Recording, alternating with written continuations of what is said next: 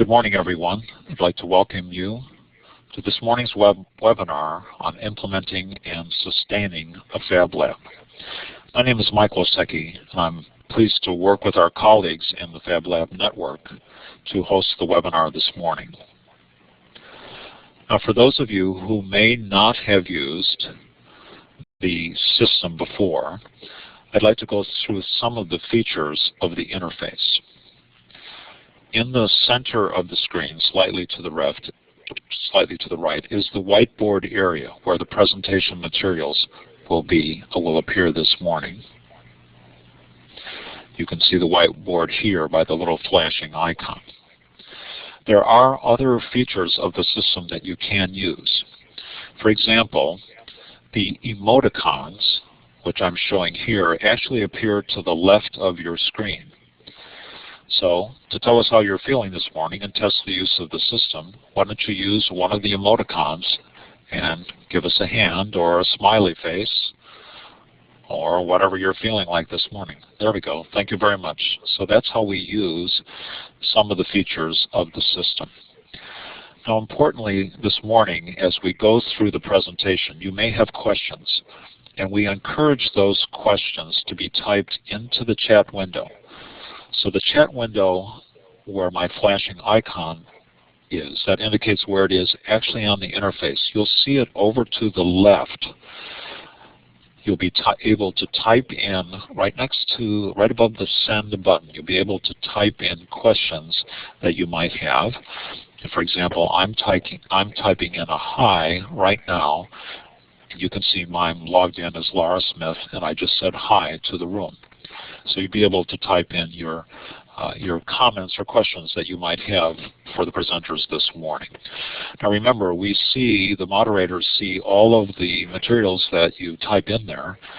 You might recognize other colleagues on the list of attendees, and it's quite fine to send a message to them. Kelly just sent a welcome message to all of us. It's quite fine to talk to each other via the chat window, but remember the moderators see all the discussions. And those discussions are saved towards the end. So it's my pleasure now, and we'll review this business of the chat window and questions as we go forward. It's my pleasure now to return back to that introductory slide and welcome Kelly Zelznick, who's going to be our moderator for this morning's session. So Kelly, thank you. Michael, thank you so much.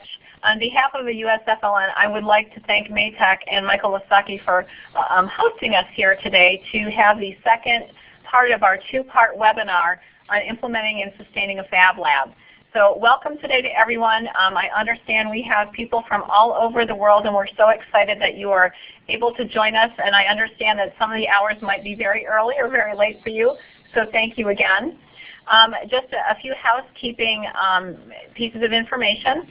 As far as questions are concerned, we will allocate questions or time for questions at the end, but we don't want you to lose track of your questions. So please type in questions in the chat box and send them to us. And as time allows, we will either address the question at the appropriate slide, or if there are a significant number of questions, we may hold some until the end. But I don't want people to lose their questions. I think that's one of the most valuable parts of this webinar, is being able to connect with everybody. I would like to move on to the next slide and just remind people very quickly that the United States Fab Lab Network does have a mission and vision, and you can always visit our site, which is under construction, at usfln.wordpress.com. Essentially, the United States Fab Lab Network really wants to promote responsible collaboration in digital fabrication. And we evolved from the Midwest Fab Lab Network that was formed in 2006.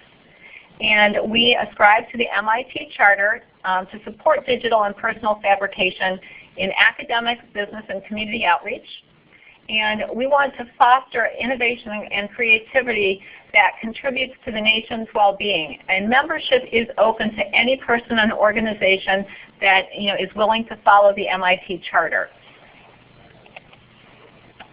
I would like to also thank the Digital Fab Lab Learning Community grant that is making this webinar possible today.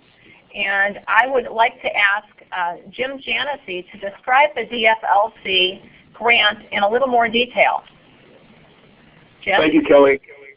As Kelly alluded to, the National Science Foundation has been a strong supporter of the United States Fab Lab network. And as the grassroots organization grew in the United States, among a number of community colleges, it's greatly expanded.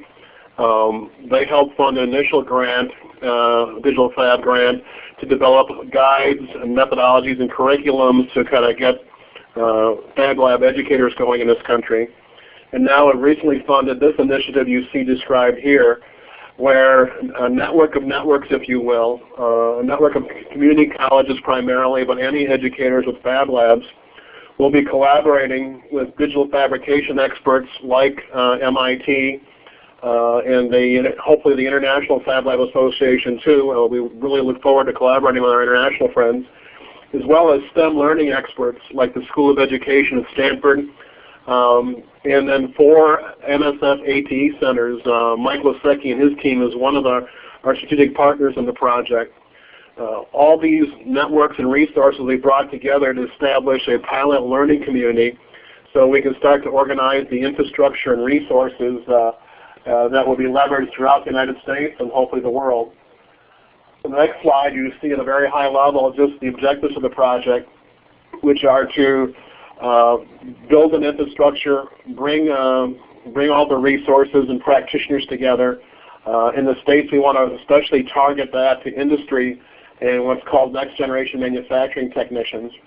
In order to do that, we'll be building a blueprint and a portal to hopefully consolidate all these resources.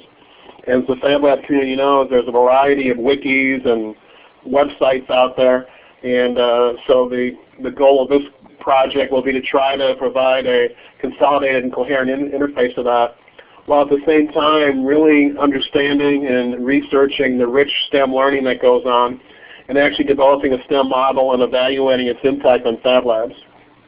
Back to you, Kelly. Thank you, Jim. So I'd like to give you some introductions today as well as give you a sense of what we will be covering in this webinar. My name is Kelly Zalesnik. I'm the chair of the United States Fab Lab Network. I am also the Dean of Engineering Technologies at Lorain County Community College. Jim Janessi is our Director of Development in the United States Fab Lab Network, and he is a past chair of the USFLN, and he is the Fab Lab Director at Fox Valley Technical College. Also is David Richardson, who is Professor Emeritus at Lorain County Community College, and he is our Director of Outreach. And Professor Scott Zetak, who oversees the Lorain County Community College Fab Lab, will be joining us today.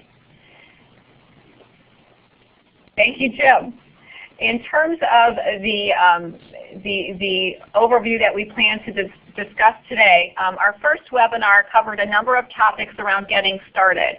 Today we're going to continue the conversation and talk about what happens at the point of installation and what are the life cycle phases after you've installed your Fab Lab. So we're going to pick up with installation, training of personnel and students and anybody else in your lab, implementation, exactly what happens as you implement your lab, maintaining your lab, enhancing it, and how do you sustain your lab in a responsible way and in a vibrant way. And finally, we'll leave time for some Q&A, and we'll also mention a few upcoming events. So again, thank you. Oh, wrong way. I think you jumped to the end there, Kelly. Okay. You're on slide 20. Yeah, just go back to, that's right. Sorry, folks, you should never let me drive. No problem. Okay. So again, I introduced myself and our panel of experts already. And with that, I would like to talk about some highlights. And I think in order to do that accurately, I would like to turn it over to Jim. Thanks again, Kelly. Certainly, compared to the world that we were in 4 or 5 years ago, the Fab Lab world is getting very organized, a lot more structure to it. But clearly there's some challenges and considerations when you go down the Fab Lab path. After deploying a number of Fab Labs, we stepped back as the USFLN organization and said, what can we do to organize our resources better, how to mentor others to really help do this and optimize their time and investment. And we tapped kind of a proven methodology out there in industry, and it provides kind of the structure and organizational framework that we're discussing today. Perhaps the biggest mistake that's made with technology projects is rushing to get the equipment, the hardware, the software installed, and not thinking ahead to the realities of actually trying to make it work and deliver a value. And so what we tried to come up with was a structured kind of a building block approach for successful Fab Lab implementation, not just at the outset, but for throughout its life, and that's where the Lifecycle concept evolved. It also provides a mechanism for USFLN and DFLC specialists to actually mentor prospective Fab Labs. As Kelly said, the USFLN is open to anybody who's interested, and so we wanted to come up with a way to organize that, and that's where the Fab Lab Lifecycle came from. We did want to add that we've done these, we're doing it at a somewhat of a high level on these 2 webinars, but we'd be delighted to work with any individual prospective Fab Labs, in-depth and custom workshop, and you can contact Carol King, our Director of Communications, or myself if that would be of interest. On the next slide, it talks about the life cycle itself. In the previous, as Kelly alluded to, in the previous webinar, we covered the research, interest generation, justification, planning, and commitment phases. As you see in the bottom of this slide, there's a link, so you can, if you have not had an opportunity to review that, we would certainly encourage you to do that. Our context today will be as if we actually have done all the upfront work through those phases with an asterisk on them. So as the panel goes through the installation, training, implementation, maintenance, enhancement, and sustainability phases, we're going to do a number of things. We're going to share with you the key questions, what we consider the critical considerations. We'll also be sharing some of the recommendations and resources we think will help you in those phases. One thing I want to also mention is this is perhaps the ultimate and most thorough way of planning for a Fab Lab, but it's not the only way to do it. There are people who have implemented Fab Labs without this, but we find that in all the lessons learned and our growing pains, by using somewhat kind of a structured building block approach, you avoid some of the mistakes and difficulties. Probably the best example is if you don't do the proper interest generating and justifying an executive sponsorship commitment, it may make it more difficult for you in later phases. So that's why we kind of suggest that approach. So prior to jumping into installation here, now the context is that you as a prospective Fab Lab have done your research. You've probably visited a Fab Lab. I can't say we've all read Neil's book cover to cover, but we certainly encourage you to do that. You've also got, in the interest generating phase, you've started to gather a number of resources. You've probably, hopefully identified a Fab Lab champion, started to maybe put the early stages of your technical people, your more understanding of the Fab Lab model. When you've done the justification phase where you really define, hopefully, the personality and identity of your Fab Lab. Are you an academic institution? Are you serving your programs? Is it a community-based Fab Lab where you have to serve a variety of stakeholders? Is there business partners you need to serve? And especially what kind of users you envision the Fab Lab. All that is done in kind of the justification phase, and you hopefully then start translating that into some formal planning about your team, staffing, how you're going to justify it, and made the executive sponsorship and express commitment of your entire team to go ahead. So that's where we are at this point then on installation, and we'll jump right into the panel discussion here. By this point in time, you're very familiar, hopefully, with the MIT configuration equipment. Lass and her team have done an excellent job of, in Fab Lab Central, putting a lot of resources out there. But most Fab Labs look at other incremental equipment beyond the MIT configuration. You really need to define what kind of hardware and software you need. Many of us have put in dual boot hard drives systems on the computers, so we're able to run the Linux, the open source kind of MIT version, as well as the tools, proprietary tools that our local Fab Lab users will use. You start to assemble some materials and supplies. We typically recommend you do that on an as-needed basis. And you don't need to go out and buy the whole MIT supplies list. It's better to kind of optimize and use your resources.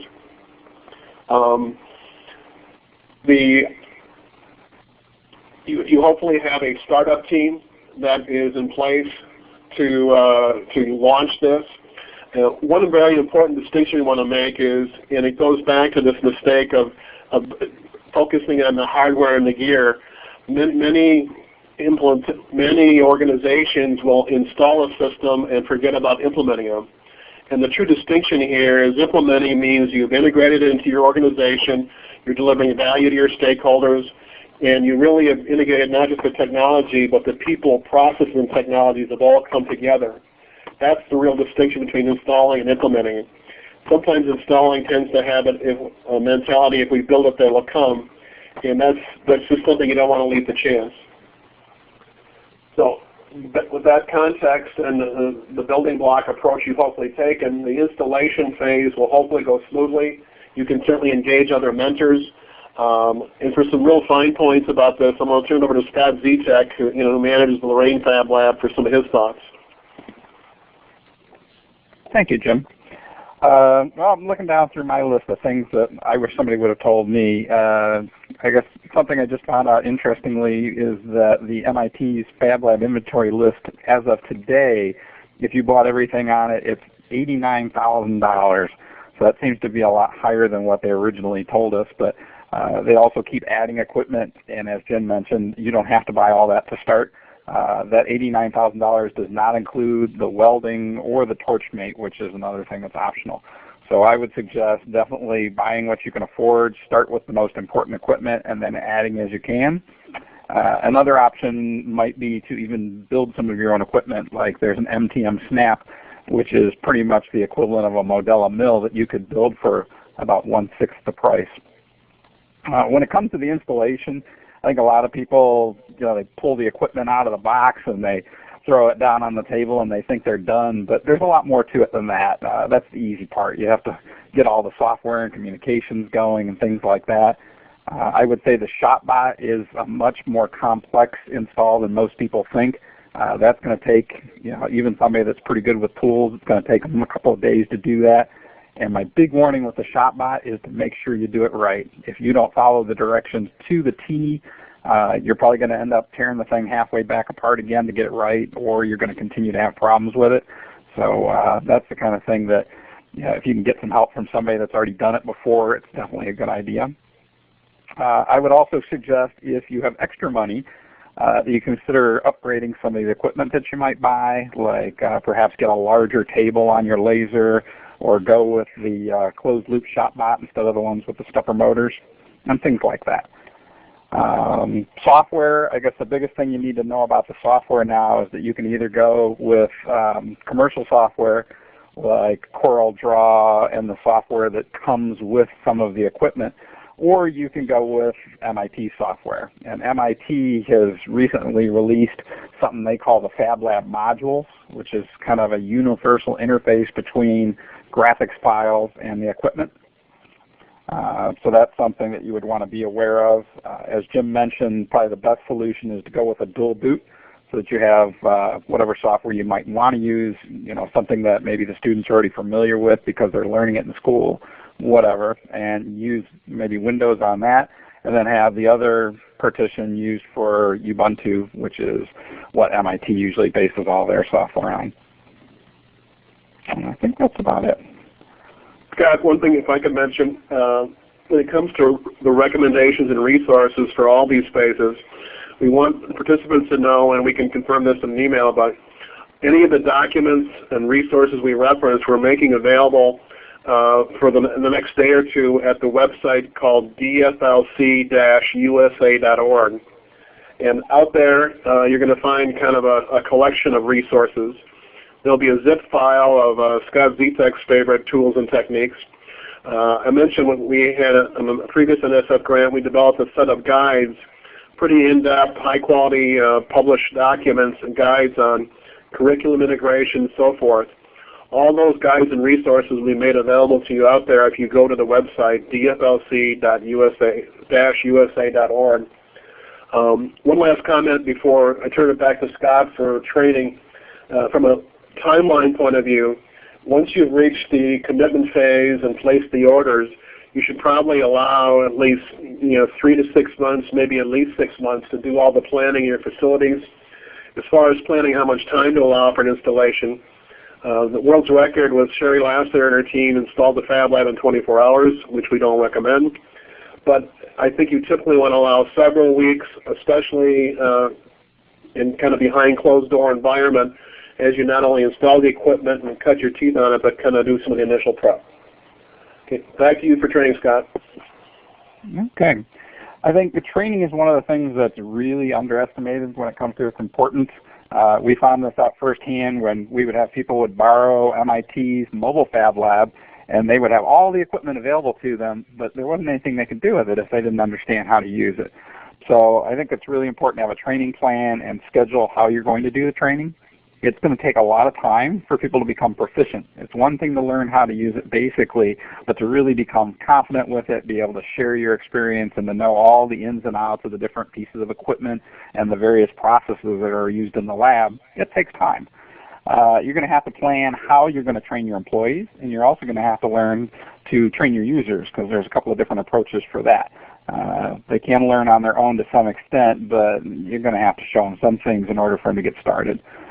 People are going to need time to learn, and they're also going to have plenty of time for hands-on to apply what they're learning and to be able to implement it into whatever their purpose would be. It helps if you decide who's going to need to know what. There's different levels of knowledge that are important for different people depending on what their function will be. When are they going to need to know it? Do they need to know everything up front, or can they learn it on the fly as they go? And how are they going to learn it? Are you going to try to do it in-house, or are you going to send them someplace and they'll come back experts? How is that going to work?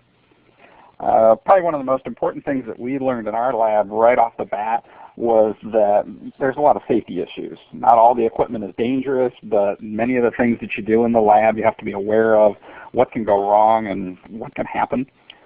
For example, before you use the lab, you probably want to be aware of what are common materials that if you put them in the laser to use them to burn or cut, you're going to produce toxic fumes. And if you're going to do molding, you'd have to know what an exothermic reaction is and why that's an issue. So these are the kind of things that not everybody off the street probably knows. So there is going to be a little bit of a learning curve, and probably the most important thing to learn before you use the lab is these safety issues. Once they're safe, once they understand what they do to not hurt themselves, not hurt other people, and not hurt the equipment, then they're welcome to experiment on their own and kind of learn as they go with the resources that might be available. What we found is that's not always possible. It's not like you're going to do a hour-long training session for every single person that might come in your lab. So one of the ways that you might find to work around that is that if we have people coming in off the street with no experience, we always have a technician in the lab that's there basically to keep an eye on things, to make sure that the people that are using the lab aren't doing anything dangerous and that they're not going to hurt themselves or the machines. Next thing on the list here is the software and electronics. I just noticed the slide hadn't been moved. Oh, there it is. Okay, software and electronics. A lot of people will say, oh, that's easy, an 8-year-old can do that. Well, it has different levels. The basics are easy. If you're interested, MIT has made available probably 15 different circuits to do a wide variety of different functions.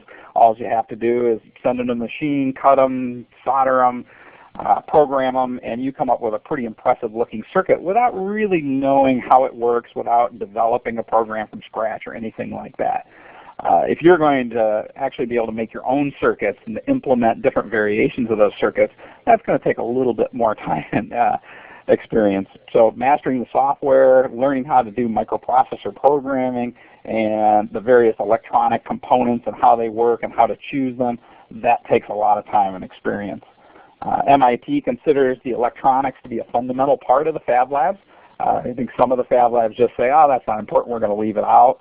But I've heard different people from MIT say over and over again how the electronics are an important aspect because they want devices that are made in the lab that have form, fit, and function.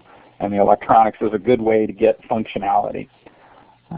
What relevant skills do we already have? You want to start with what you know. It's much easier to learn some of these topics if you already have experience. For example, if somebody knows electronics, they already know the ins and outs of the components and things like that, they can learn the different variations of ways that we do things in the Fab Lab. We don't do it maybe the traditional way, but we have different ways of doing it, and they're going to have a much easier time finding that out. Also, we found that people with a CNC, computer numerical control background, have the advantage when it comes to learning to use the ShopBot. In fact, it can even be programmed like a traditional CNC machine. One of the things that we want to do is encourage topic experts, or what we call gurus. That means rather than having everybody understand everything perfectly, it's a good idea if you have at least one person that takes on the role of being the expert. So you maybe have one person that's an expert with the laser, another person that's expert with the CNC ShopBot, something like that. And then you're going to want to look into what skills you're going to need to develop. If you don't have anybody that understands Ubuntu or the electronics, which would be common topics, how are they going to learn it? Not everybody's going to be an expert, so which people need to learn it, which people would use it most, which people have the time and ability to share that information. Those might be some criteria you'd use. One of the things we found is that people don't have to know everything to start with. So if you had a teacher that you want to have use the lab, perhaps teach them the basics so they know how to do what they need to do in the lab with the students, and have somebody in there to help them. It gets them in the lab quicker, it puts less pressure on them to learn a bunch before they can take advantage of the Fab Lab, and it seems to work out pretty good on our site. Another thing that we really recommend that people rely on informal training. For the most part, that's how all the training was done in the Fab Labs, although there are some other options now. I suggest that you begin with a culture that expects people to collaborate, expects them to learn on their own, to share what they figure out, and to help others. Because if everybody comes in the lab and works independently, it's going to be somebody else's burden to teach them all separately. So if you start right off the bat and you assume it and you make sure everybody has to do those things, it'll work out better in the long run.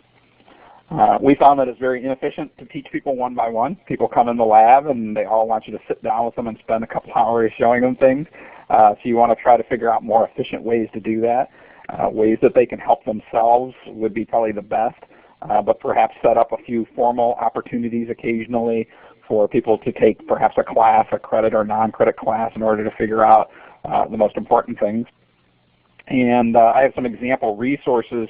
If you're trying to learn on your own, you can go to the manufacturer sites like Epilogue and ShopBot. Iceland has a Fab Lab wiki, which they put a number of tutorials and things that are more specific to the actual Fab Lab environment. The USFLN has PD Works, where they've posted a number of examples of different projects that can be done in the classroom. Instructables.com, a lot of people that post how-to information there are using Fab Lab-based equipment.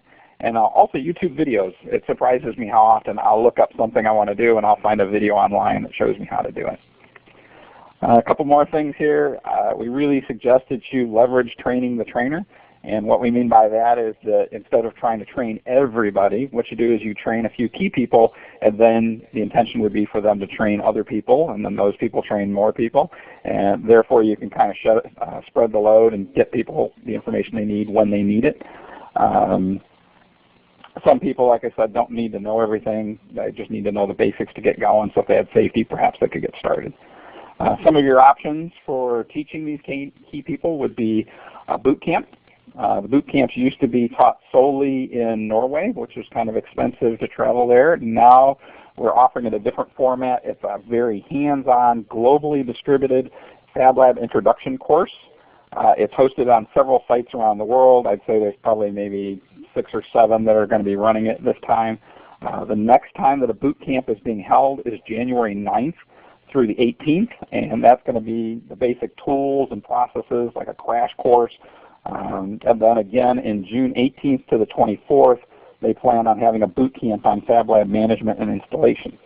The information on that, if you want to register or find out more about it, is at fabacademy.org. Another thing that we would like to encourage is internships. I don't know another term for it, but the idea that if you could send some of your key people to a established Fab Lab and help them out, so they basically would just work for that Fab Lab for a while. They would not only get more experience on how the equipment works and processes are done, but I think they would also gain some valuable experience as to how to run the lab, how to solve the problems that will come up day to day that you might not be thinking about. We have the Fab Academy.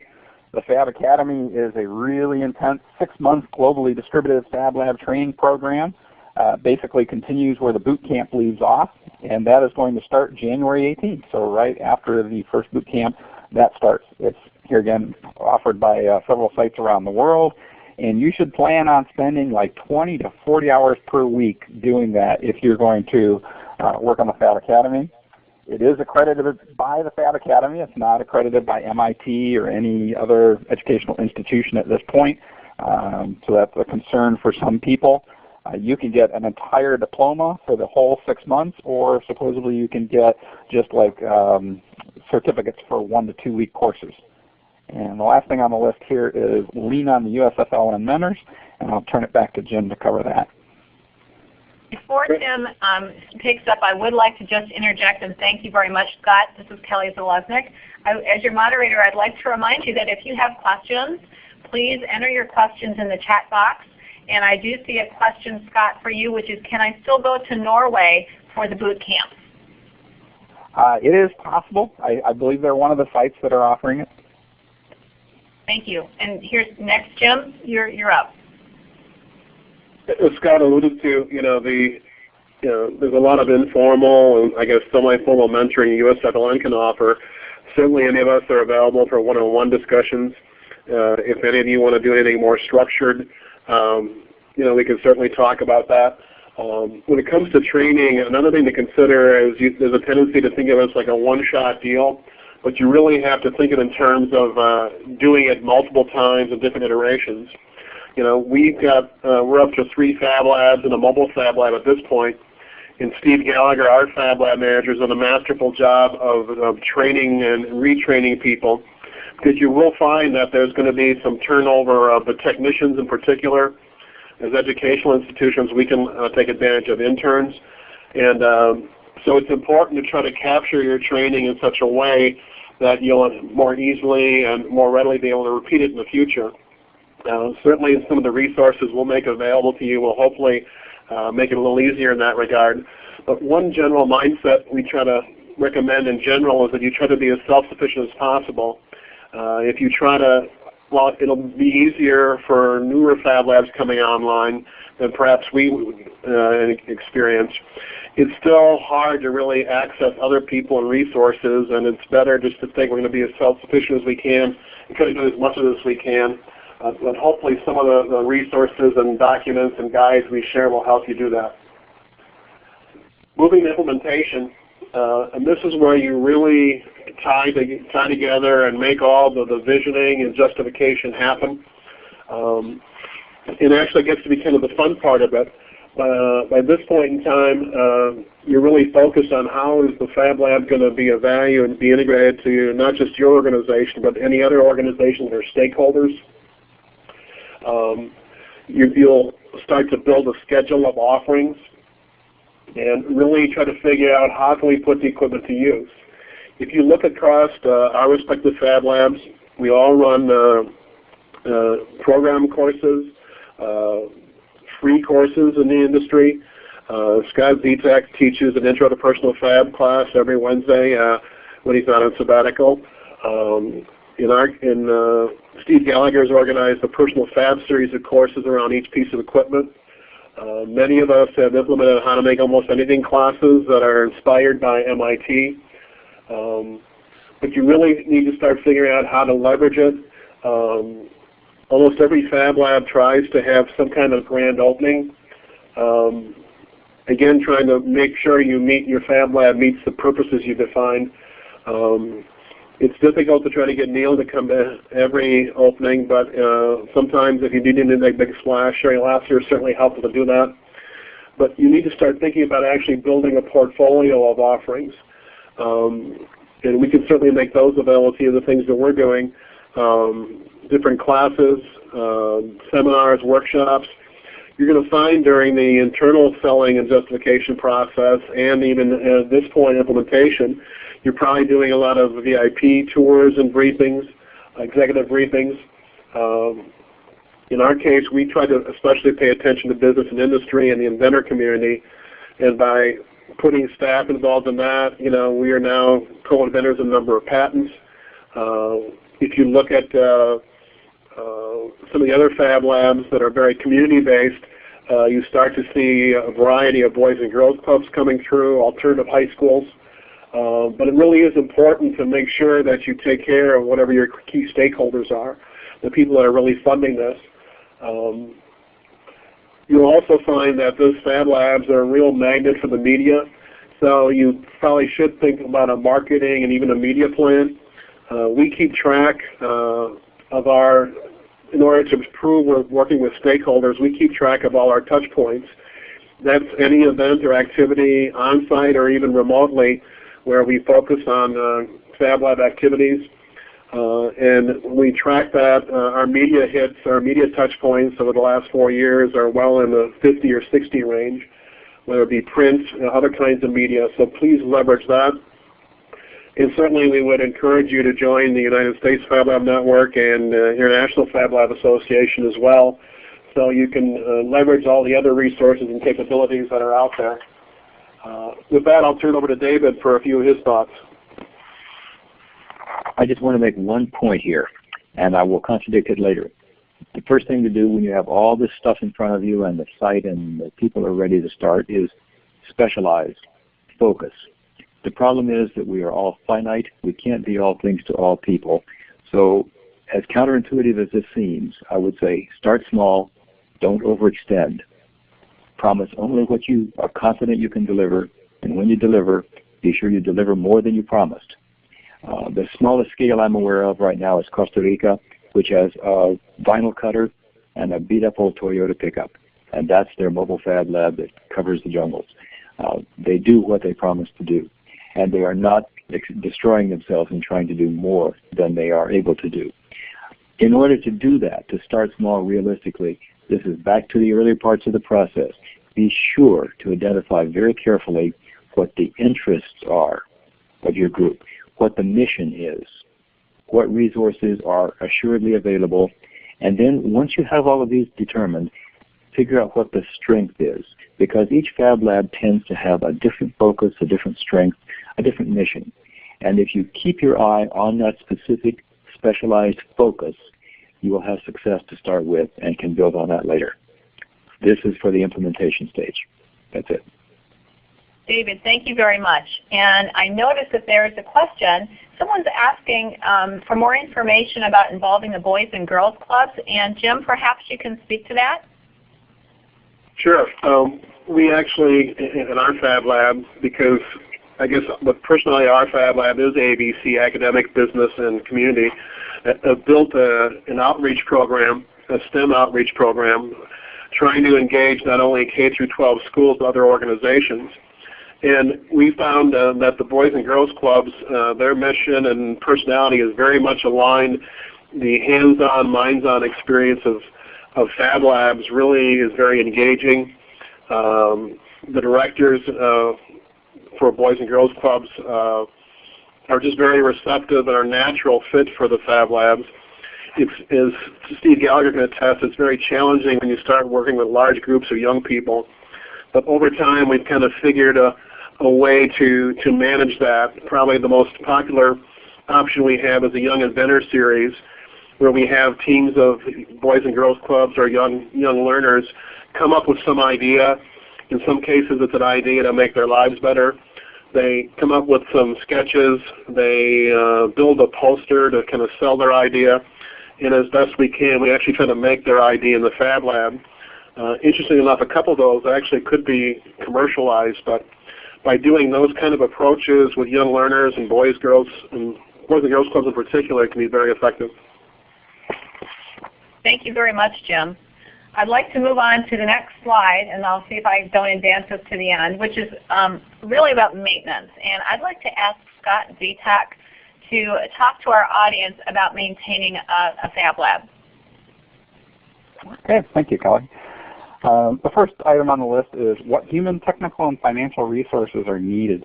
That's the one thing about Fab Labs is they grow on their own.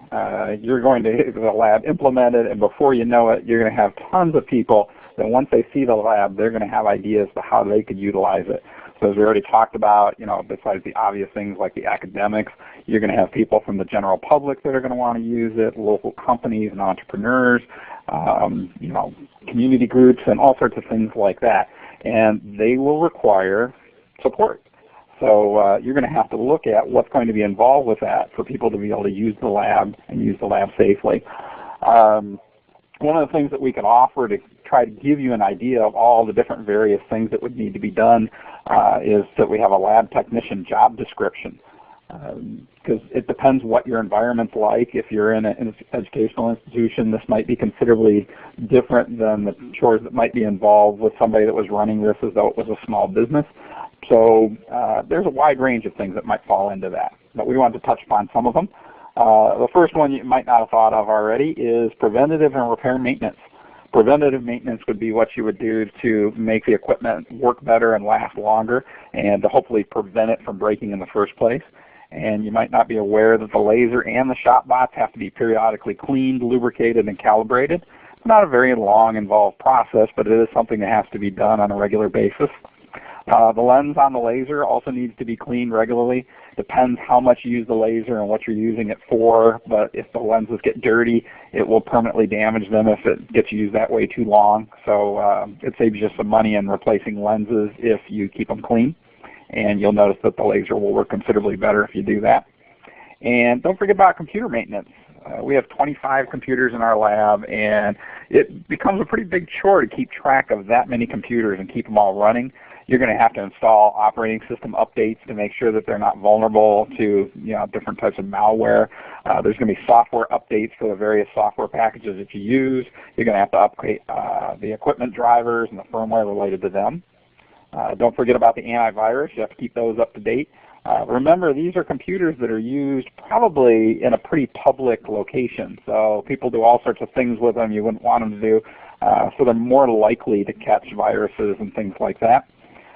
We found that we also have to regularly go back through and clean up all the files that everybody leaves on the computers. Even though we have them set up so they can only leave files in certain locations, it still does take some maintenance to keep that clean. And you also want to blow out the dust and keep the computers cool. Make sure they're not going to overheat because they have a bunch of, let's say, wood chips and dust coming from the shop bot getting sucked into them. And then you're going to have the repair maintenance. Sooner or later, something's going to break. So typical warranty, maybe 1 to 3 years on the equipment that we normally use in the Fab Labs. After that, you're on your own. If it breaks, you're going to have to pay to get it repaired. We have found that Epilogue and ShopBot offer free phone tech support, and they are excellent. They'll typically walk you through, show you how to troubleshoot it, figure out what the problem is, and then you send in the part, and they either repair it or replace it. Some of the more expensive components, like the laser tube or the main circuit board for the laser, if those fail, you have to send them in. They're quite valuable. If you don't send them in as what they call a core, they will charge you, $1,000 or something like that for the laser core. So that's something to keep in mind, that you have to have the funding for that type of stuff. You're going to have to fix computers when they break. And one of the things we run into quite a bit is you have to be able to recover from computer viruses. If you get a really nasty virus, it'll take out the entire computer system, maybe start infecting other computers. So we keep hard drive backup images and use a program called Deep Freeze, which allows you to lock the state of the computer and bring it back with a simple reboot. Next thing on the list is materials and supplies. You start out with, like I said, $89,000 worth of equipment and supplies, and the more people that use your lab, the faster they're going to use that up. So you're going to have to do inventory and order materials and supplies as you use them. Things like wood, acrylic, electronic components.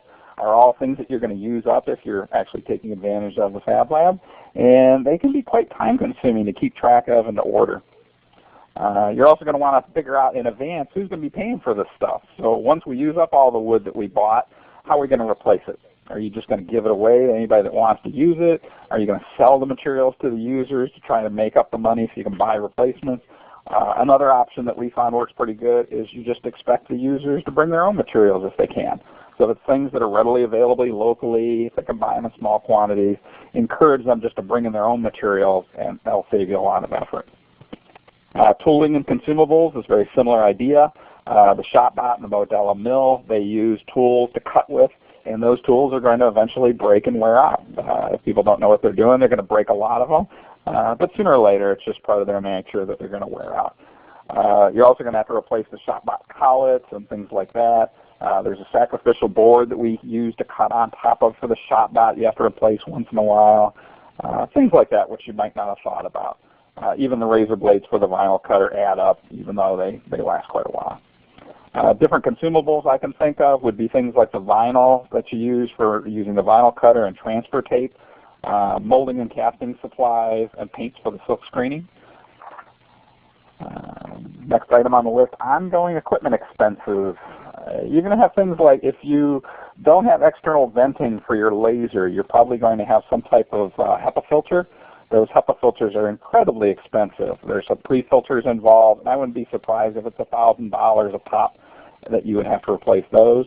I already mentioned before the lenses on the laser have to be replaced occasionally, especially if you're not cleaning them often enough. We've had to replace the honeycomb grid that supports the materials in the laser a couple of times. A new laser tube already. I think it was after only a couple of years we had to replace that, but it does get used a lot, so it didn't really surprise me. One of the things that we would probably suggest you think about is at least the idea of extended maintenance warranties. We have a 3D printer that's really expensive, and it's really expensive to fix, so it's worthwhile if you can keep that under contract that somebody else comes and fixes it. Gives you a better idea of what your expenses are going to be for maintenance and make sure that they do the proper cleaning and things like that that you might not be able to do. When it comes to hardware, realize that eventually your computers are going to be out of date. You're going to have to replace those. You're going to have to do maintenance repair on them, replacing components and things like that as they get damaged or worn out. Software, if you're using commercial software, that's where it starts to get expensive. You're going to want to update your programs with newer versions when they're released, and perhaps update your operating system for additional functionality. And one of the things I wanted to point out about this that we weren't really aware of when we started was that as an educational institution, we get a heck of a discount on some software like SolidWorks, maybe $80, but there are strict restrictions as to how you can use that. So if you're using it in a Fab Lab environment and somebody's going to make a profit or do some work that might help a local company, there could be some issues there, and you could lose your licensing for your entire institution.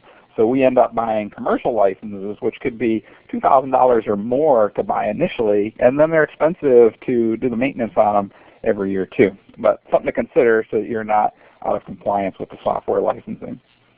Ongoing people expenses, if you haven't already thought about it, obviously salary is a big thing. The benefits for the people that are working, insurance in case they get hurt. Ongoing training, you can't just expect them to be trained once and learn everything else on their own. They're going to want to have materials to practice with and to make examples and giveaways for different people that visit your lab. And then travel to different locations for training and collaborating with other people in the network. Ongoing safety considerations.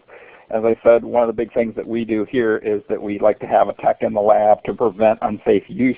But we also have signs posted, and you're going to want to make sure that you're always keeping an eye out for unsafe conditions that might occur over time. I found that the new users aren't aware of the safety issues, and the old users, they start to get lazy and they forget about the safety, or they try to multitask. So it's something you kind of have to keep track of. And perhaps you have to worry about liability insurance or waiver forms related to that. And the last thing on the list is people maintenance.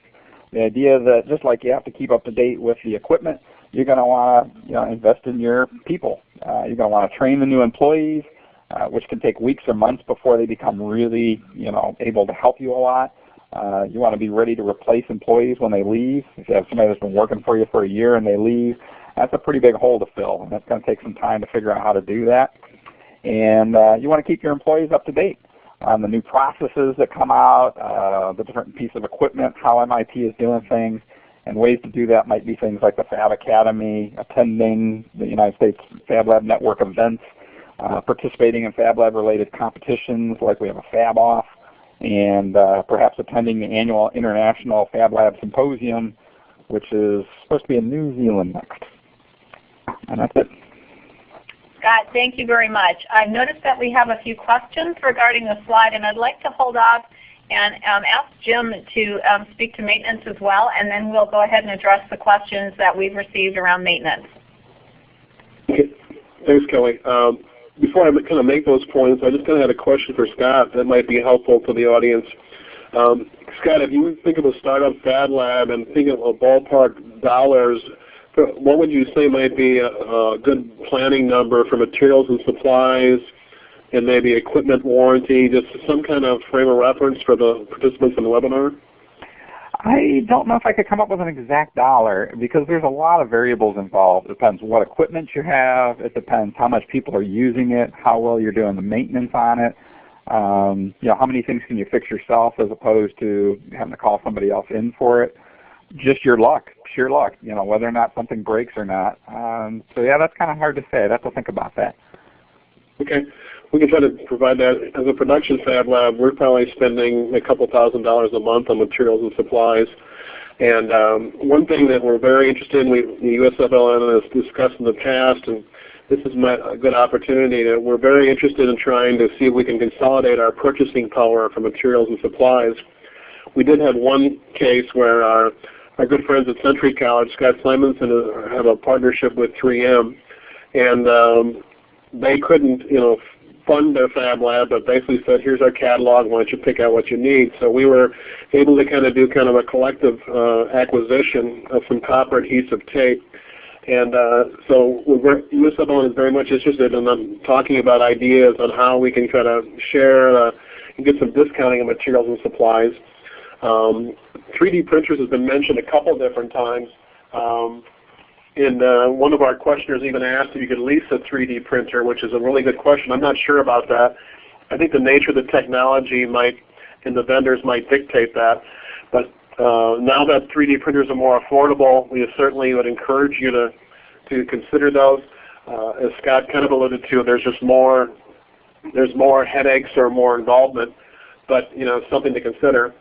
I guess the last comment I would make is that this discussion in the last 5 minutes or so might be kind of intimidating and discouraging, but even if with all these challenges or considerations, it's still well worth, you know, implementing a Fab Lab. Some of these day-to-day things you just naturally start taking care of, and it's very much offset by, you know, the magic we all see in our Fab Labs almost on a daily basis. I think with that, then when we're ready, Kelly, to talk to about enhancements, and I can just go ahead and start that. Well, Jim, too. There was one question that I'd like to address.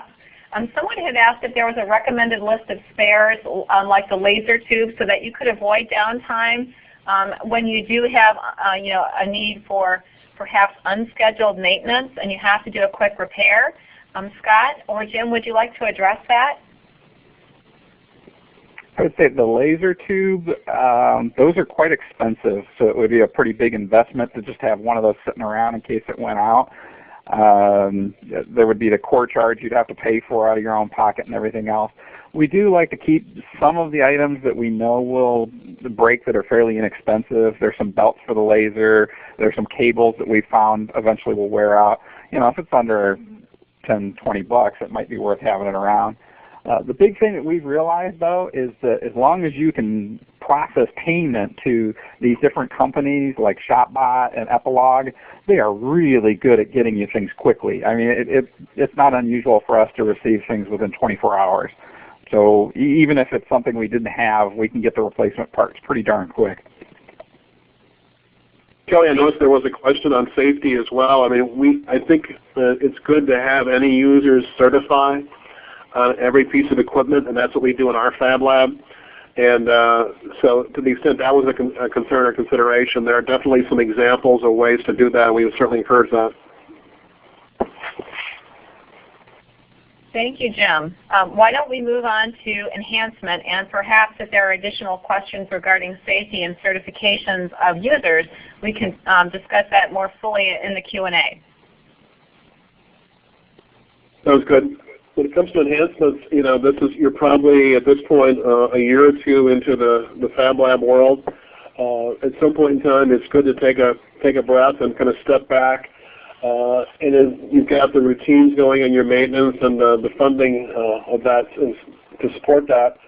But you'll start by default you're thinking about or be forced into essentially the second phase of your Fab Lab, where you really take your starter set of offerings and things that you do and need to expand it.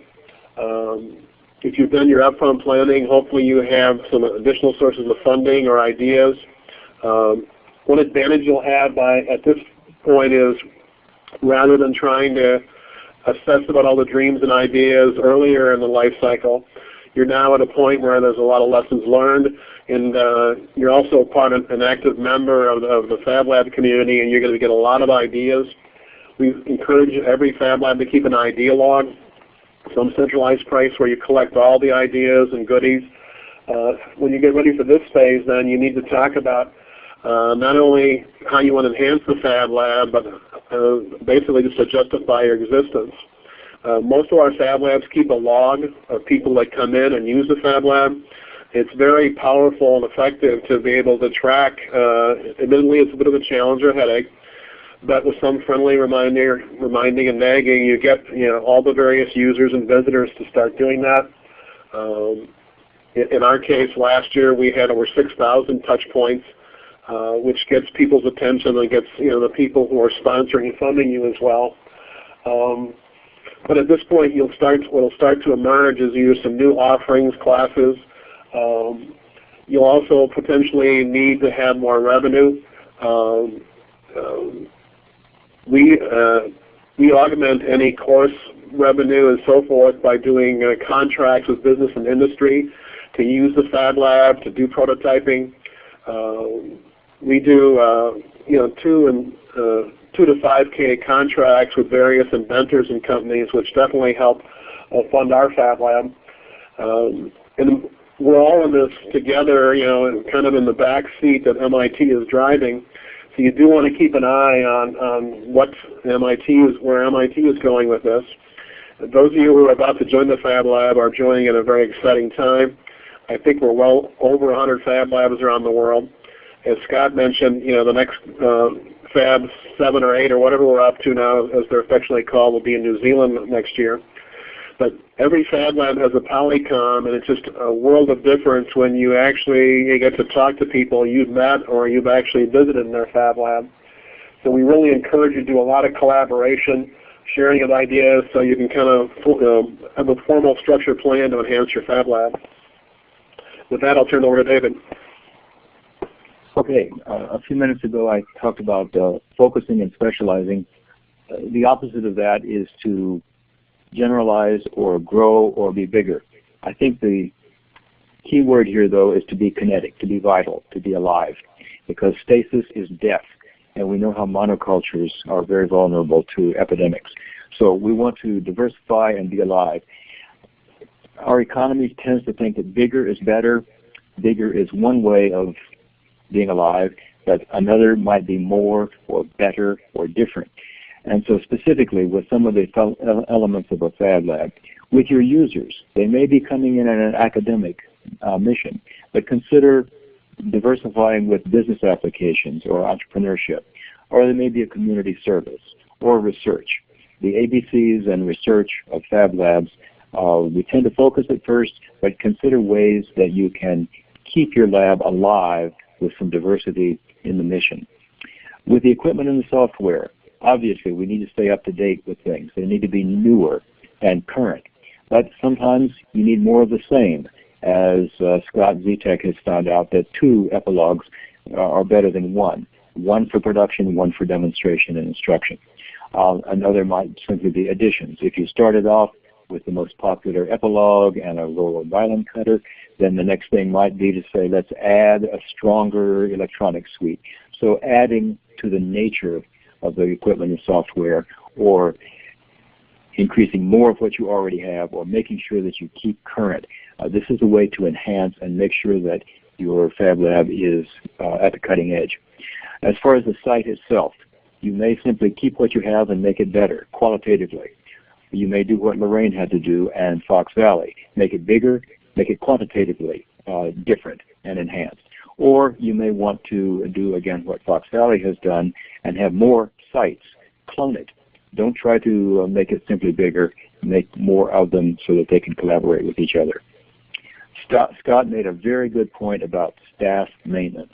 And I would say that if you want to enhance the nature of your Fab Lab, you have to look at your staff. First of all, the training. Second, consider that you have replacements or rotations. You may need more staff. And you need to think about where you can get the staff.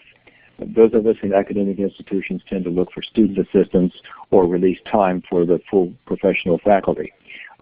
There's a possibility of business volunteers, as GE has volunteered in East Cleveland at the MC² School. And there's also the possibility of the retirees who are the largest growing population in the United States right now. Many talented people, perhaps with time on their hands. See where you can augment your staff, enhance your staff by reaching out to different sources. And finally, to enhance through your sponsorship. We have academic sponsors, we have business sponsors, we have community nonprofits, we have foundations and so forth. So the first way to enhance your sponsorship is simply to ask more support from whatever sponsor you have. Cleveland is very happy at the moment. KeyBank Foundation put up $600,000 3 years ago for the MC² School. Last week they offered $700,000 for another 3-year grant. And they're going to extend it from high school. They're going to drop back and get K through 8. So get more support from the same source. And you can do that when you have proven that you can deliver what you promised. And another thing, instead of hitting on the same sponsor, look for new support from another type. Both Fox Valley and Lorraine have been very successful in cultivating relationships with the businesses. Businesses can sponsor. Nonprofits can come into play, and philanthropy can always be asked where they have not given in the past. So diversifying is the best way to stay alive and to get better. Over and out. Thank you, David. And the discussion around enhancement really leads us to sustainability. And David, I'd like you to continue since you're on a roll. And if you would just mention some topics that are near and dear to you regarding sustainability. Right.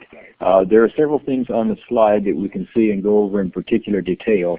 But again, I want to make some main principles to keep in mind when you're sustaining your lab. The most fundamental thing is to communicate.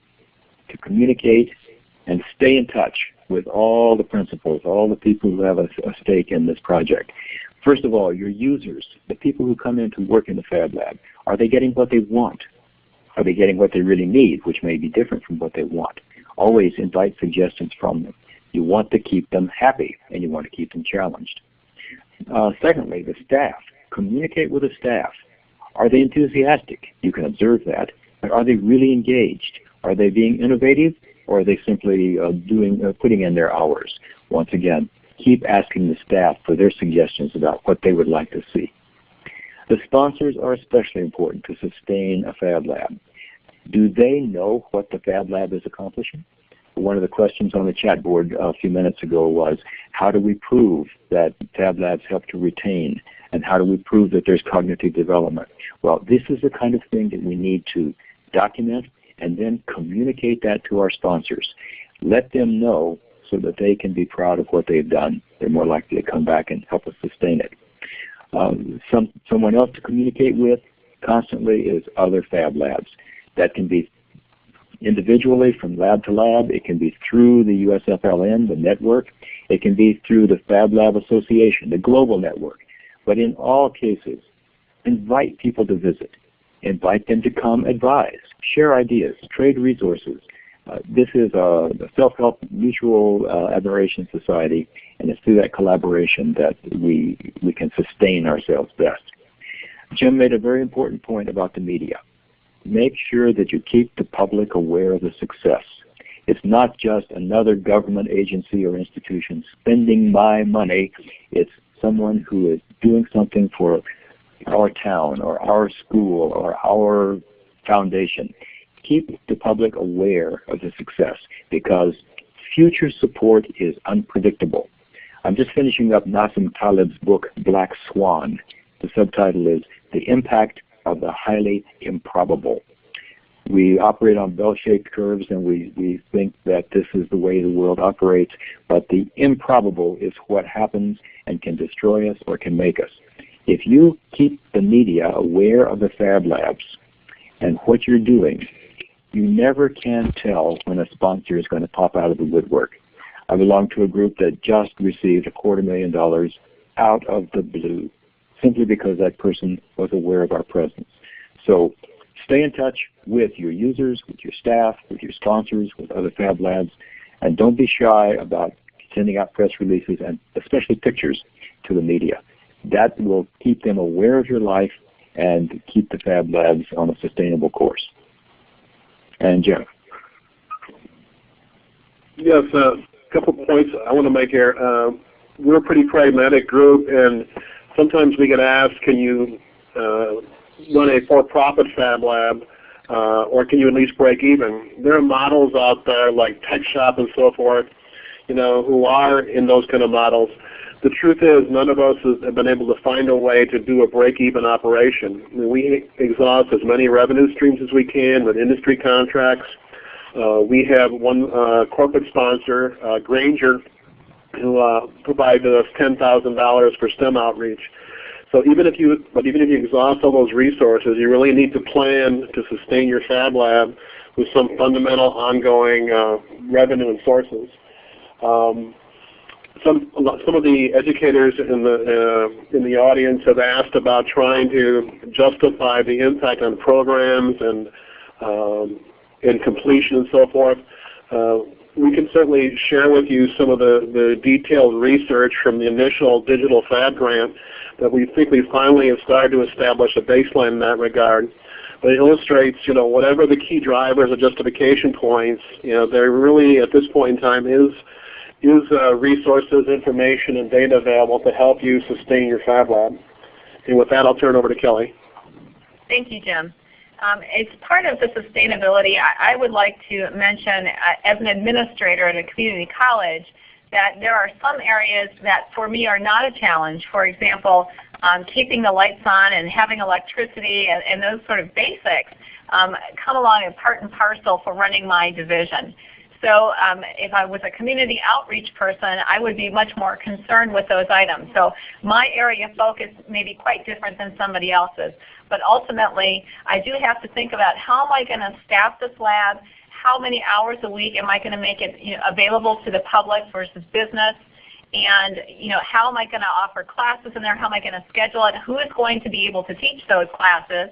And so, I have to think about in terms of planning, and this has been, I think, sprinkled throughout, what exactly am I going to do? And one of the things that we were unclear when we opened our lab here, exactly how we were going to use it and whether or not it would be popular. So we have started small, and we've grown over time.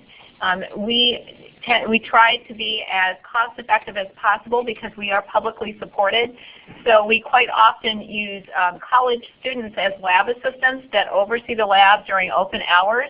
And it's wonderful because we have students who take the class and we get a sense of how well they are performing and whether or not they would be a good lab assistant and if they have a need for it. So we're able to tap a pool of students and find out who would be appropriate. However, the flip side is that these students do eventually graduate and they move on and they take classes at a higher level. And so anyway, we have to always be looking out for our next set of lab assistants. And one of the other things that we have to be very careful of is whether or not do we have to be cost recovery? I have the luxury as a community college in an educational environment that I don't have to show cost recovery, but I do have to demonstrate benefit to the community and benefit to our students. So I have a different set of metrics that I need to report to. And I will tell you, as funding at the federal level and state level diminishes while the demand to have more students educated increases, we are always pressed to be find the most efficient way to use our resources. So we certainly do always seek out not only grant resources, but collaboration opportunities with other entities that they may have some money, we may have some money, or they have some other types of resources, and we have the Fab Lab, and how can we work together and share what we have to the benefit of everybody. So as an example, one thing that I would mention is that one of our local technical career centers has high school students in a program called Project Lead the Way, and they were unable to serve the students in the northern part of the county. So what we agreed to do was we agreed to make our resources, including our Fab Lab, available to those students and become a satellite to their school, so that students that would be geographically unable to attend can now participate. And the benefit to us is that we are attracting students that will hopefully continue on into college programming, and they will be receiving some college credit for this work, and will continue on, and it will help us grow our enrollment. So when you think about sustainability, it's not just dollars for dollars, but it can be opportunity for opportunity. And I did want to mention that. The other thing is that because we belong to a community college, there are many processes in place that already exist that allow us to have financial resources. We have an equipment budget that is annually made available to us, and that we can bid on new and improved equipment. It's a pretty small budget, and we are in competition, so to speak, with other areas of the college, but that allows us to plan and grow as well. So I just wanted to make those comments that part of the sustainability that you're going to face really does reflect who you are and who you serve. But there is always opportunities to collaborate with other types of groups, whether it be business and industry or other educators, or with foundations, to achieve what everyone would like to achieve for the common good. So with that, I'm going to move on.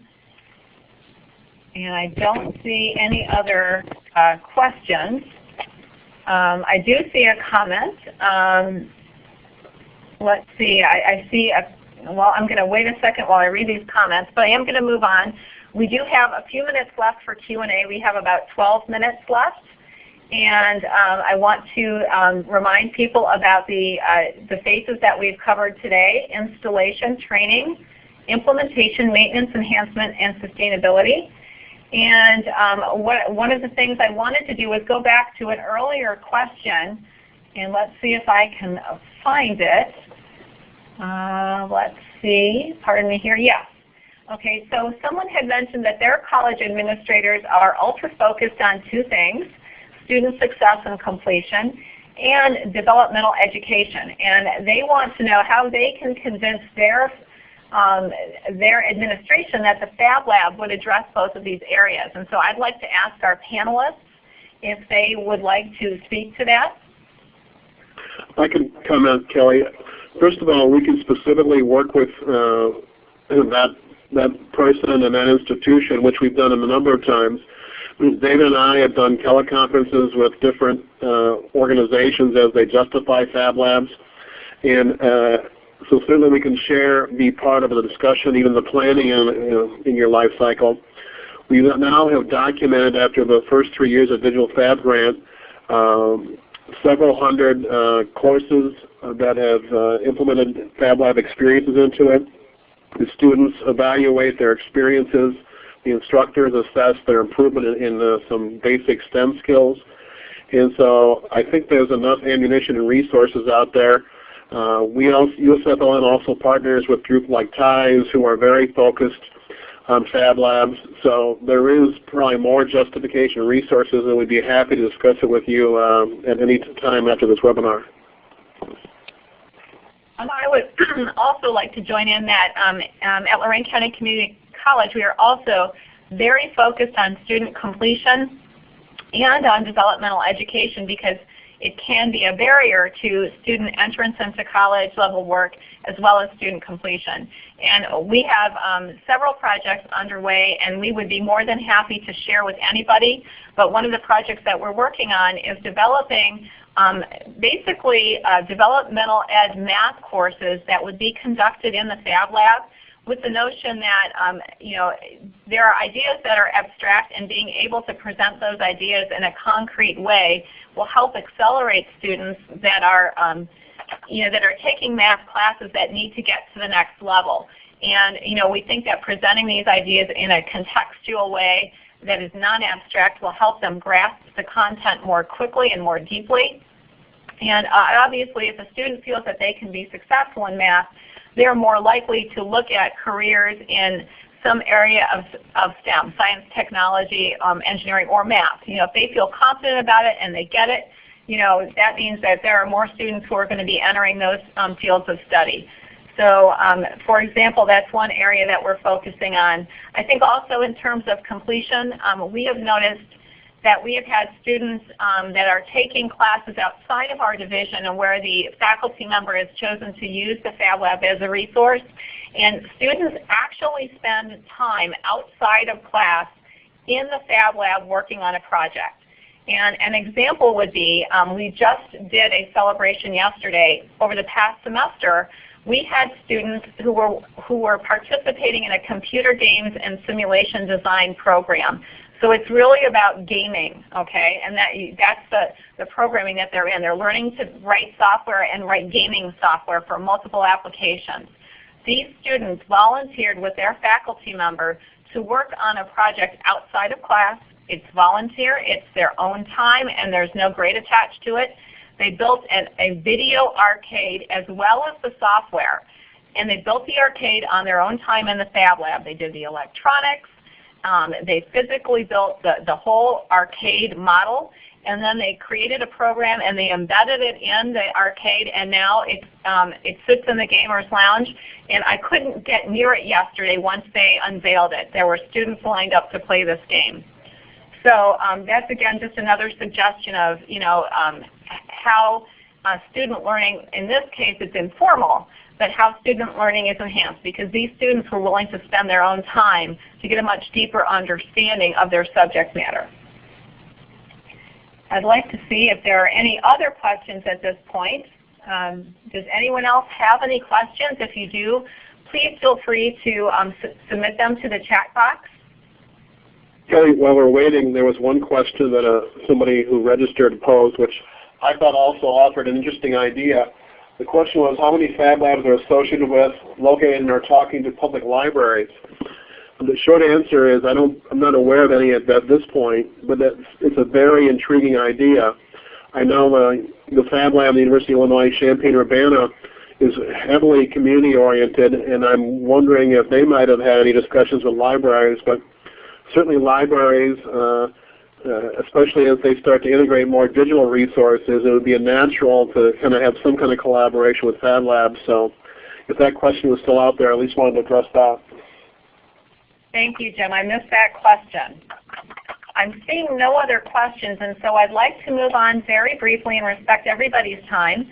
And just to remind everyone that has joined today that the USFLN DFLC will be sponsoring another webinar in our series, and it will be on Fab Lab operations. It will be in the first half of 2012. And the date is TBD, so we will be sending out a notice to everyone. As soon as we have pinned out the date, we'll be sending out a save the date and more information soon, so please watch for that. Also, I'd like to remind everyone that the 2012 annual USFLN Symposium will be held this year in the Tulsa, Oklahoma Fab Lab, and that's a new venue for us because they are a community organization as opposed to an educational institution. The event will be held April 10th through 12th, and prospective and current labs, Fab Labs, are welcome, and all are welcome to attend. So I'd like to mention that to everybody. And let's see, I think that's it. I do want to remind you one more time please go to dflc-usa.org for the resources that we have mentioned in today's webinar. We will have those resources posted for you for the next 24 hours. At that point, we're going to pull those resources down, and you'll have to send in an email request for those resources. And I'd also like to mention to you that along with those resources, you can please feel free to contact us with questions that you may have. Thank you very much.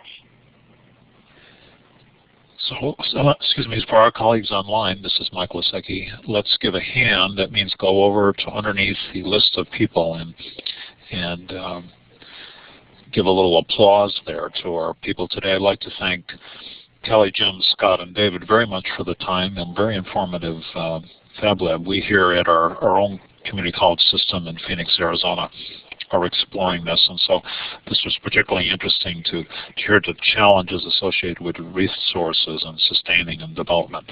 So thank you again, everyone, and that concludes today's webinar. Goodbye.